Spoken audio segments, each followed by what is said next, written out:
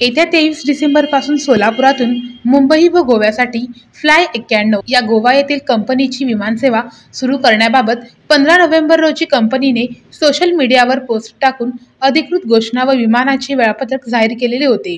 कंपनीने नुकतेच सोलापूर ते गोवा रुपये 1523 व सोलापूर ते मुंबई रुपये 1917 असे दरपत्रक सुद्धा कंपनीच्या वेबसाईटवर प्रसिद्ध केलेले आहे। ही विमानसेवा फ्लाय 91 कंपनीच्या ATR 72600 प्रकारातील विमानाद्वारे देण्यात येणार आहे।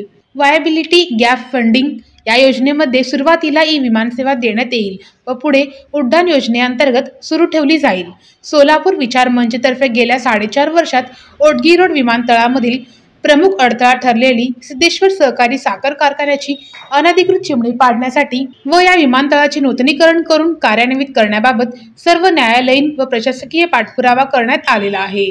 लवकरच सोलापुरातून बेंगलोर, हैदराबाद, नवी दिल्ली, अहमदाबाद, चेन्नई व तिरुपती या ठिकाणी सुद्धा विमानसेवा सुरू करावी असे प्रस्ताव जून 2023 पासून सातत्याने देण्यात येत आहेत। सोलापूर विचार मंचच्या डॉक्टर संदीप आडके यांनी फ्लाय 91 कंपनीचे CEO व MD मनोज साके यांच्याशी गेल्या 2 महिन्यात सातत्याने पाठपुरावा करून व सोलापूरच्या बाबतीत चांगले ब्रँडिंग करून ही विमानसेवा सुरू करण्यात यश प्राप्त केले आहे। फ्लाय 91 कंपनीतर्फे डॉक्टर संदीप आडके यांना आमंत्रित करण्यात आलेले आहे। याबाबतचा मेल त्यांना प्राप्त झालेला आहे।